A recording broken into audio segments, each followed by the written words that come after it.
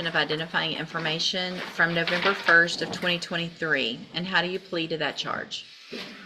Are you pleading guilty freely and voluntarily?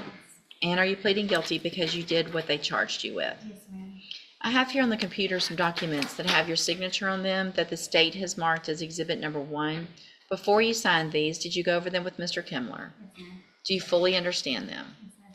And do you understand, if I follow the agreement that you've made with the district attorney, that you will be waiving or giving up any right to appeal? Yes, ma'am.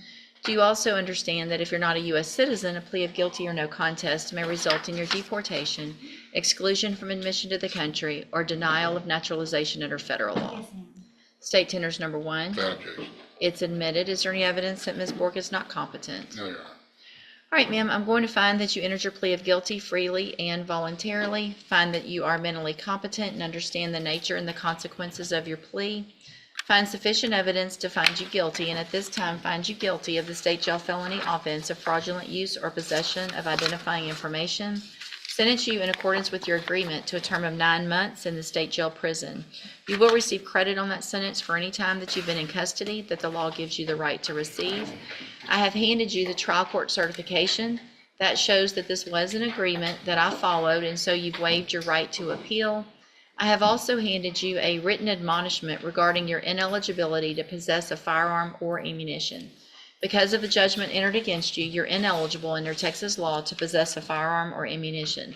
Possession of a firearm or ammunition could lead to charges against you.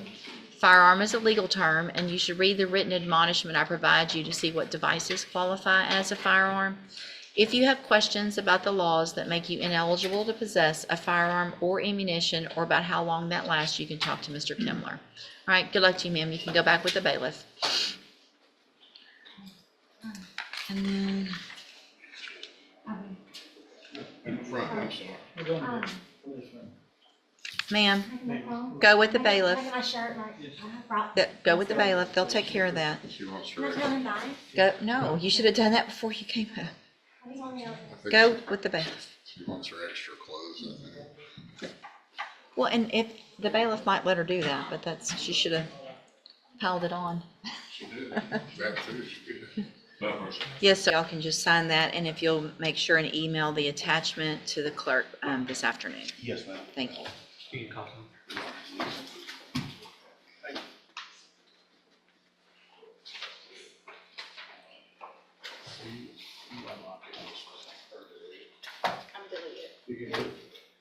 Let's see, and we're going.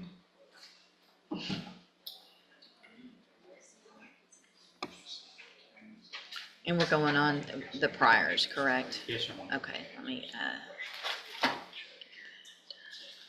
Actually, Judge, it was indicted in a state jail with priors. However, I've also filed a notice of enhancement alleging additional offenses that I believe gets it to a second degree. So in other words, it was indicted as a state jail felony enhanced to a third degree, and I filed a notice to enhance that further to a second degree. all right, I'm printing out something so I can do. Make sure I go through,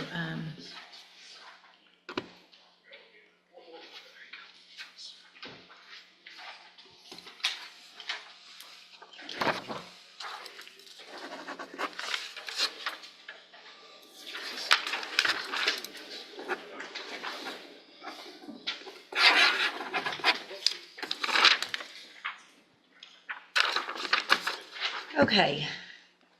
And will he waive the formal reading of the indictment? Yes, Your Honor. And sorry, you're Leroy Smith Jr.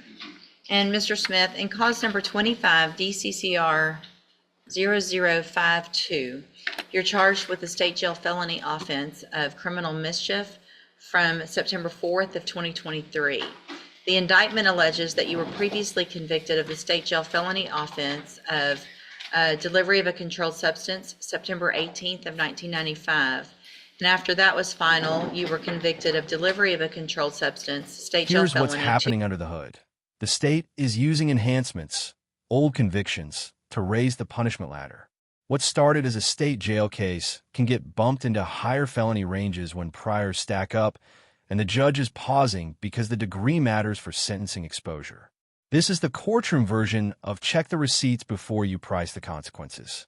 If you were the defendant, would you still risk an open plea once the range Controlled jumps? substance, state jail felony, 2 cases on January 16th of 2001. The state has also filed notice of intent to use prior convictions to enhance punishment.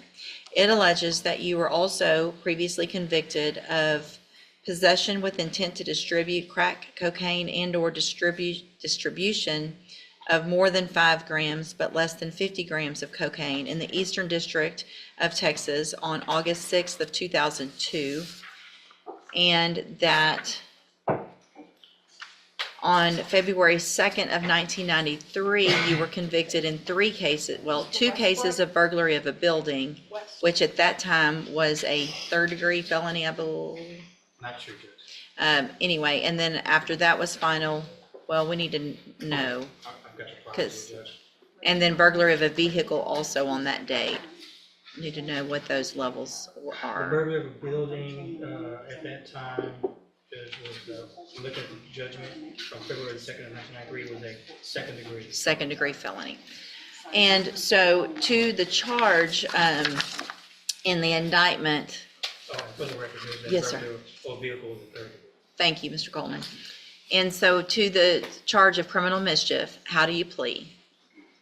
And are all of those prior offenses true? Speak up, please. And are you entering your plea of guilty and true freely and voluntarily? And because you did what they've charged you with? I have here on the computer some documents that have your signature on them that the state has marked as exhibit number 1. Before you signed these, did you go over them with Mr. Jackson? Do you fully understand them? And do you understand, so it looks like there's no agreement, is that correct? Or is there a cap? There is no cap, there is no agreement, Judge. So it looks like you are just pleading open to the court.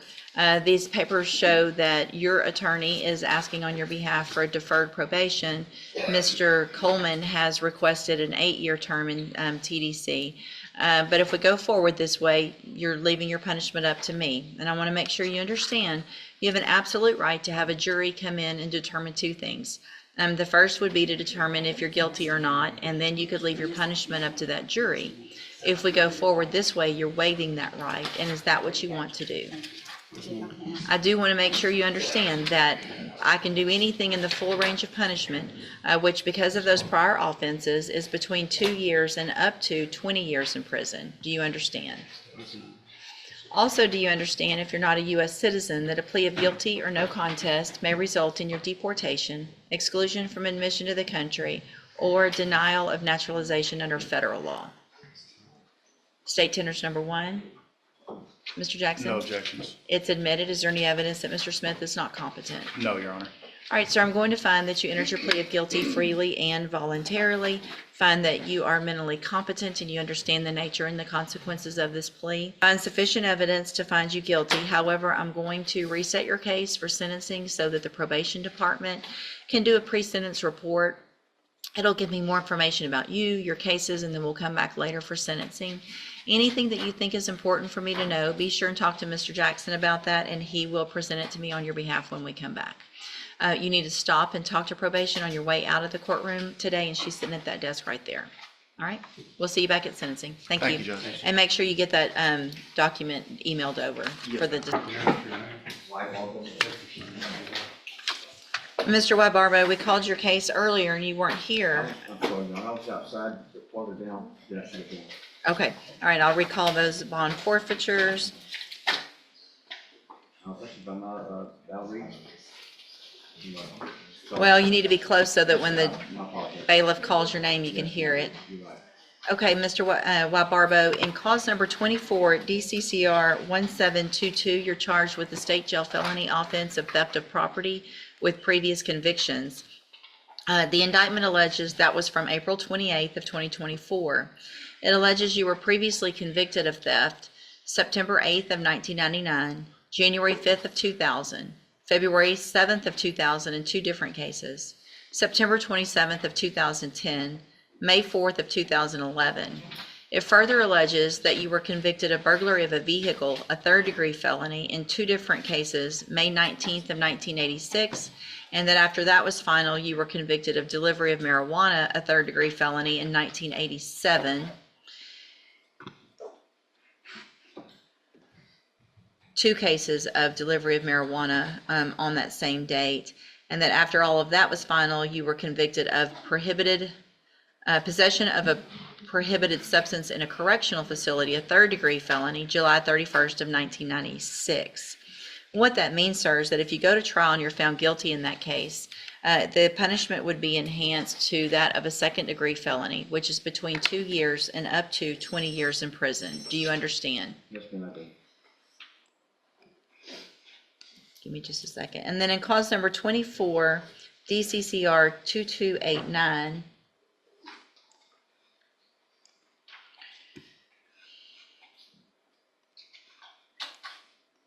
you're also charged with theft of property with previous convictions from September 28th of 2024.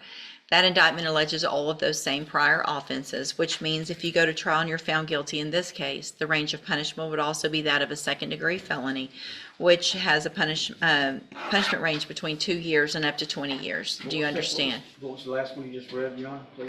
The 2024? The indictment date on this case is from September 28th of 2024. Then that was the latest, what was that? What was that about? That's why you have a lawyer. And Your Honor, for the record, the state will be filing a motion to accumulate the sentences in these, or for the sentences in these cases that run consecutively, Judge. So,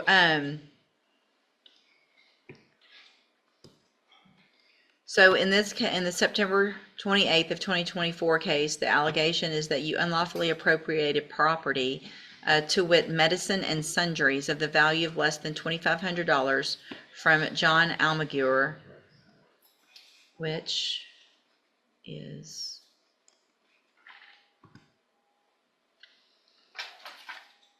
That's from the Walmart on Dallin Road, from, again, September 28th of 2024. So you're charged in 2 different cases from 2 different dates with theft of property. One from April 28th of 2024, the other from September 28th of 2024. Again, what that means in each of those cases is if you're found guilty and those prior offenses are true, the ranges of punishment are between 2 years and up to 20 years. Do you understand? Yes, ma'am, I do. And I have here on the computer a plea bargain rejection that has your signature on it in each of these cases with that of Mr. Kimmler's that shows that the district attorney's office has made an offer if you wanted to enter a plea of guilty for a 5-year term in prison on each of these cases that would run concurrently, which means together at the same time. I also want to make sure you understand what Mr. Coleman just said, and if you go to trial, because these are different offense dates, there is the possibility, if you're found guilty in each case, that he could ask me to stack or accumulate, run consecutively any sentences that you receive, and that would be up to me. Do you understand all of that? Yes, ma'am, I do. And do you want to reject those offers and have both of your cases set for trial? Yes, ma'am, I do. Okay, I will get them set on the trial docket. Mr. Coleman, is there any reason to believe there would be any change in that offer? Absolutely not. So I want to also make sure you understand that after today, I will not accept a plea offer in these cases unless there is some new information that comes to light that for some reason the attorneys don't know. And so if you change your mind later and want to enter a plea of guilty, it would be to something different than this plea agreement or just open to the court. Do you understand? Yes, ma'am. All right, and you want to go forward with trial? Yes, ma'am. Okay, I'll get your cases set on the trial docket. Stay in touch with Mr. Kimmler. He'll let you know when you need to be back and ready for. And will your client waive the formal reading of the indictment? You will, Your Honor.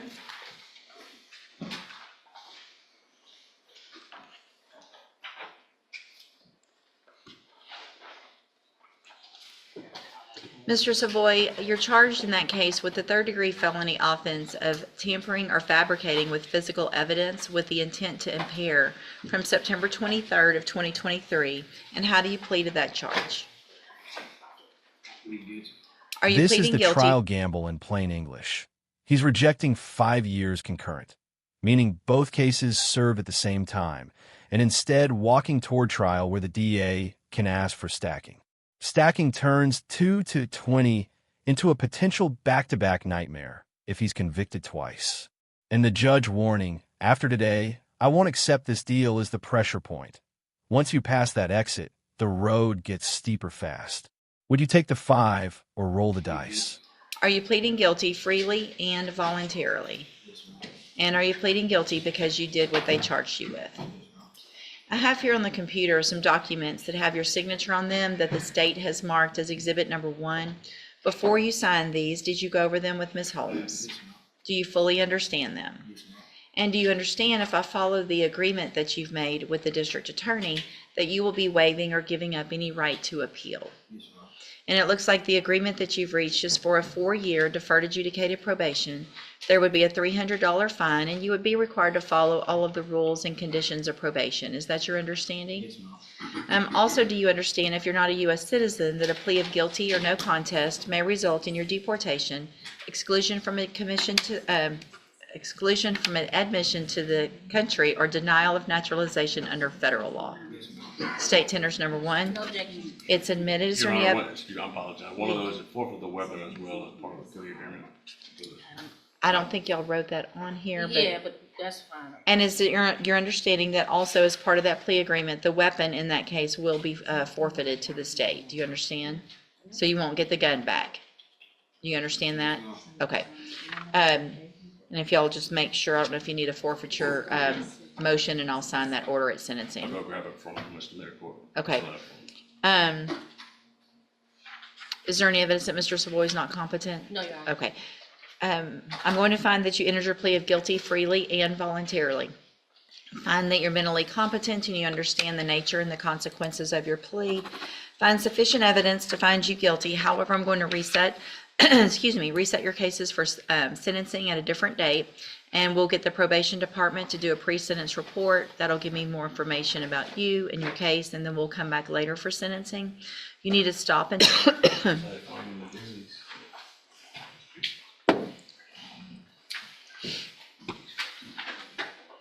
all right, so again, you're Donald Owens Jr. And so the motion to compel, has that been worked out? Yes, Judge. All right, you have all the information, discovery, that you feel like is out there, correct? Yes. Do you need me to sign that order, or it sounds like it's been taken care of? So, Mr. Owens,